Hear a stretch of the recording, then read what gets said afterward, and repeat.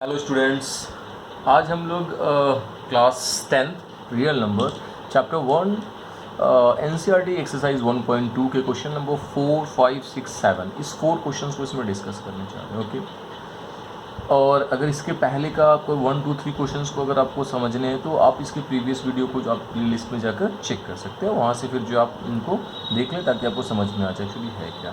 ठीक है, ओके। देखिए क्वेश्चन नंबर 4 में एकदम सिंपल सा क्वेश्चन है, given that HCF of 306 and 657 equals to 9। मतलब एचसीएफ जो इन दो नंबर का यहाँ 9 दिया है, आपको एलसीएम इसी दो नंबर का निकालना है। तो अकॉर्डिंग टू द फॉर्मूला हम लोग इसका इस्तेमाल करेंगे, कोई प्रॉब्लम नहीं, इजी में बनेगा ये क्वेश्चन नंबर 4। ओके, आपने यहाँ लिखना है क्या, एलसीएम आपको निकालना है एक्चुअली। तो एलसीएम इज इक्वल्स टू होता है प्रोडक्ट ऑफ टू नंबर्स, जो आपको नंबर्स वहाँ दिए होंगे, और बाई एचसीएफ होता है, दैट इज़ द फॉर्मूला। ठीक है, अगर एचसीएफ निकालना होगा तो यहाँ पर product of two numbers by LCM हो जाएगा। प्रीवियस वीडियो मैंने बताया, आप वहाँ से उसको देख सकते हैं actually. Okay, product of two numbers, जो मेरे पास दो नंबर दिया हुआ है, एक है 306 और दूसरा है मेरे पास नंबर 657, और बाई 9 हो जाएंगे एचसीएफ। अब इनको 9 से डिवाइड कर दीजिए, जो आंसर आएगा मल्टीप्लाई कर देंगे हम लोग। 9 से ये भी कट जाएगा, ये भी कटने वाला, तो 9 से इनको हम काट सकते हैं। 9 से काटिए, 9 30 27 34 बार में कट गया, यानी कि 34 × 657। इनको अगर आपने मल्टीप्लाई किया तो जो आएगा वो आंसर हो जाएगा आपका। ठीक है, ओके, हमने मल्टीप्लाई कर देना है यहाँ पर।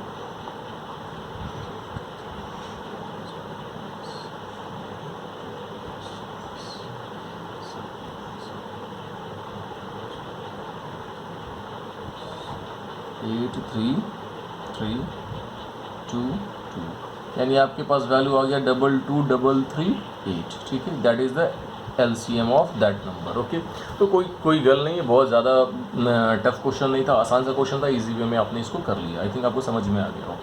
और मैं प्लीज़ आपसे फिर बोल रहा हूँ कि अगर आपको प्लीज़ समझ में आता हो तो प्लीज़ लाइक करें, सब्सक्राइब करें और शेयर करना ना भूलें। उसके बाद क्वेश्चन नंबर हम लोग 5 को देखते हैं एक्चुअली। 5 में देखिए क्या कह रहा है एक्चुअली, कोई क्वेश्चन नंबर 5 में देखिएगा, समझिएगा। कह रहा है check with the 6n can and with the digit 0।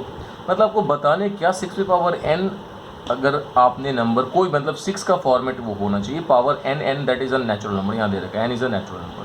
तो ये 6 पे पावर 1 हो, 6 पे पावर 2 नेचुरल नंबर का मतलब 1 2 3 4 5 कुछ भी नंबर हो जाए पावर में, तो क्या वो 0 से एंड करेगा?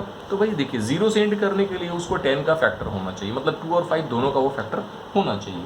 अगर नहीं है तो नहीं हो सकता। तो हमने यहाँ लिखना है क्या है कि इफ़ 6 पे पावर n, अगर मान लेते कि 6 पे पावर n जो है एंड्स करता है डिजिट 0 से, कि इफ़ 6 पे power n ends with digit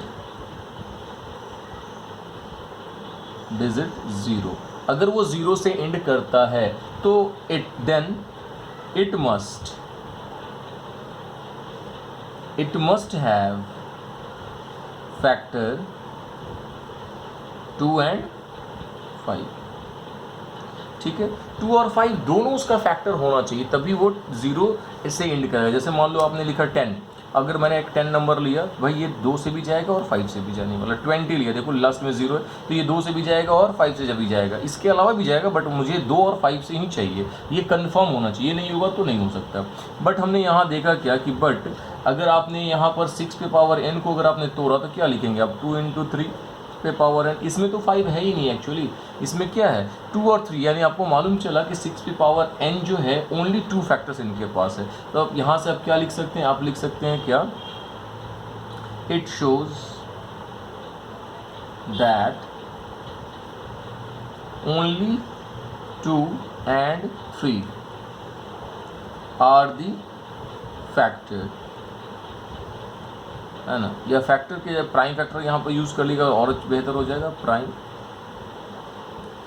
factor of 6 पे पावर n, यानी कि 6 पे पावर n यानी 6 का जो है ओनली दो ही फैक्टर हो रहा है, एक प्राइम फैक्टर, एक 2 और दूसरा 6, इसके अलावा दूसरा कोई प्राइम फैक्टर कोई नहीं है ही नहीं इसके पास। तो फंडामेंटल थ्योरम क्या बताता है actually, fundamental theorem of arithmetic ये बताता है एक्चुअली कि अगर किसी भी नंबर का अगर आपने प्राइम फैक्टर निकाला तो वो सारे प्राइम यूनिक होंगे, मतलब उनके अलावा दूसरा कोई भी नंबर उसमें नहीं हो सकता। तो उसी स्टेटमेंट को यहाँ लिखना होगा कि ऑल्सो वी नो दैट, ये स्टेटमेंट याद रखने होंगे, we know that from the fundamental theorem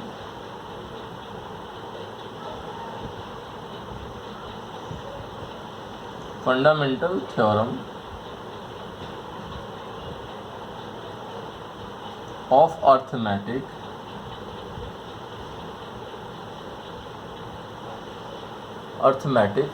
okay, just a bit arithmetic, that the prime number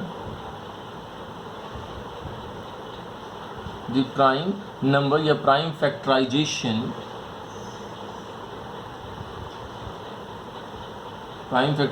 of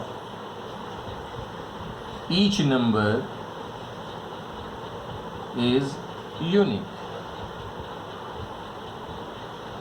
ठीक है। यानी जितने भी, अगर हमने फंडामेंटल थ्योरम क्या होता तो भाई फंडामेंटल थ्योरम जो एक्चुअली है ये इसके बारे में जो है, अगर आप एनसीईआरटी की बुक खोलेंगे तो फंडामेंटल थ्योरम देखिए क्या कहता है, मैं फिर से एक बार समझा दूँ एक्चुअली फंडामेंटल थ्योरम कहता है क्या। यानी देखिए every composite number can be expressed as a product of primes, मतलब कोई भी अगर आपने कंपोजिट नंबर की बात किया उसको आप प्राइम नंबर के प्रोडक्ट में एक्सप्रेस कर सकते हैं, और उसका जो फैक्टराइजेशन होगा दैट मीन्स जो भी उनमें जो प्राइम नंबर होंगे दैट इज़ द यूनिक, वो यूनिक होगा, उनके अलावा दूसरा कोई नहीं हो सकता। दैट मीन्स इसी स्टेटमेंट को मैंने यहाँ पर लिखा है एक्चुअली क्या कि also we know that the form the fundamental theorem of arithmetic that the prime factorization of each number is unique, यानी कि हर नंबर यूनिक होता है। लेकिन हमारे पास अब जो है इसका ये मतलब है कि 2, 3 के अलावा इसका कोई अदर फैक्टर हो ही नहीं सकता, तो 5 इसका फैक्टर तो है नहीं, तो आपने यहाँ पर क्या लिखना है, सो आपने लिखना है 5 is not a factor of 6 पे पावर n, जब फैक्टर नहीं है सो 6 पे power n never and with 0। बस एक लाइन लिख दीजिए, काम खत्म हो जाएगा यहाँ से आपका।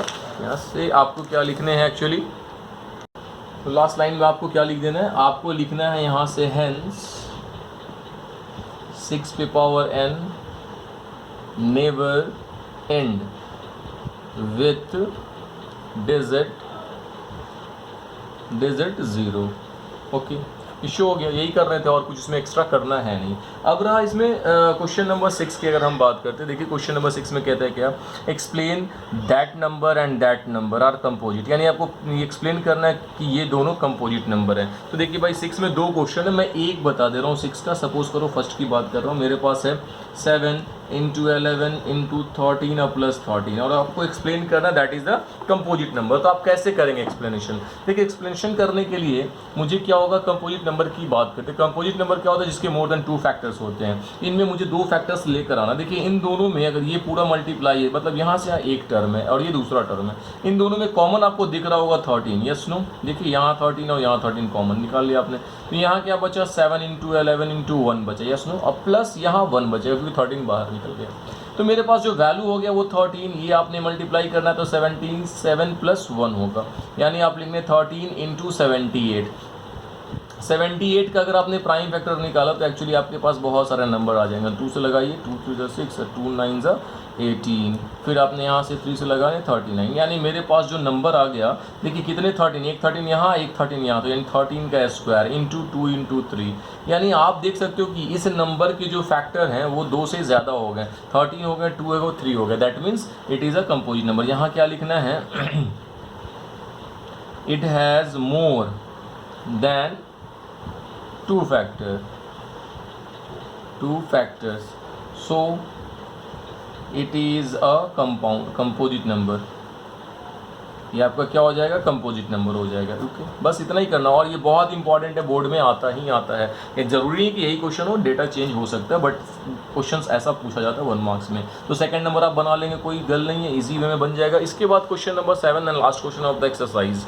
देखिए क्या कर रहा है, there is a circular path around a sports field. बिल्कुल सर्कुलर पाथ, जैसे कि अगर मान लो कोई स्टेडियम है, उनकी बात कर रहा है। तो 2 स्पोर्ट्समैन है, एक आपका जो है सानिया टेक्स 18 मिनट जो है ड्राइव 1 राउंड, यानी कि एक चक्कर लगाने में 18 मिनट वो लगा देती है। और वाइल रवि 12 मिनट, रवि जो है वो 12 मिनट में वो सेम ट्रैक को क्या कर लेता है, कंप्लीट कर लेता है। भाई रवि लड़का है, फास्ट चलेगा, इसका ये मतलब नहीं है कि लड़की जो है वो स्लो दौड़ती है। भाई पीटी उषा लड़की ही थी फास्ट दौड़ने वाली। और आगे देखते हैं, suppose that they both start at the same point, और दोनों एक ही पॉइंट से एक ही टाइम में दौड़ना शुरू करते हैं। बिल्कुल रवि जो है वो तेज दौड़ रहा है तो आगे निकल जाएगा, और कभी ना कभी वो फिर वापस से क्या होगा, सोनिया को क्या करेगा, क्रॉस करेगा। इसका ये मतलब है कि तो वही बोल रहा है वहाँ से कि after how many minutes will they meet again, दोबारा वो कब वापस मिलेंगे। तो दोनों को दोबारा का मतलब क्या हो जाएगा, मिनिमम, कम से कम कितने टाइम में दोबारा मिलेंगे। तो आपका क्वेश्चन ये हो सकता है कि सर मिनिमम ही क्यों, मैक्सिमम क्यों नहीं। मैक्सिमम इसलिए नहीं क्योंकि भाई ऐसा मैक्सिमम का तो कोई लिमिट ही नहीं है ना। ऐसा हो कि भाई रवि दौड़े और दौड़ कर बैठ जाए, सानिया भी बैठ जाए, इत्मीनान कर 2-4 दिन के बाद हम लोग दौड़ेंगे वापस से। तो मैक्सिमम कभी भी हो सकता है। मिनिमम मतलब कम से कम कितना वक्त लगेगा, तो मिनिमम के लिए हम लोग एलसीएम निकालते हैं। 18 और 12 दोनों के आपके एलसीएम निकालने पड़ेंगे। तो आपको यहाँ क्या लिखना होगा, number of minutes will they meet again. तो हो जाएगा एलसीएम ऑफ 18 एंड 12। 18 और 12 का एलसीएम निकालना होगा, तो आप निकाल सकते हैं, इसमें तो कोई बड़ी बात नहीं है। 18 का प्राइम फैक्टर निकाल लीजिए, 2 से 9, 3 से 3। ओके, उसके बाद आपको किसकी निकालना है, 12 की निकाल लेना है। 6, 3। आपने यहाँ क्या लिखना है, 18 इज इक्वल्स टू 2 इंटू, देखिए 2 3 है तो 3 इंटू 3 लिखिए। 8 और 12 का क्या लिखिएगा, 2 इंटू 3। ओके, तो आप यहाँ लिख सकते हैं एलसीएम इज इक्वल टू जो मैच कर रहा है पहले उसको लिखिए। देखिए एक 2 मैच कर गया, ओके, और एक 3 मैच कर गया, और जो नहीं मैच किया एक 3 और एक 2 था। मल्टीप्लाई कीजिएगा तो 36 मिनट्स, यानी कि दोनों जो है वापस 36 मिनट्स के बाद क्या हो जाएंगे, आपस में मिल जाएंगे। Okay, that is the answer. तो कोई प्रॉब्लम नहीं होने वाला, इजी वे में हम कर सकते हैं। एक्सरसाइज आपका कंप्लीट हो गया। तो अगर आपको अभी भी कोई डाउट्स होगा तो प्लीज़ आप जो है कमेंट करके बता सकते हैं। और अगर प्लीज़ आपको वीडियो समझ में आ रहा है तो प्लीज़ लाइक करें, सब्सक्राइब करें। Okay, thank you.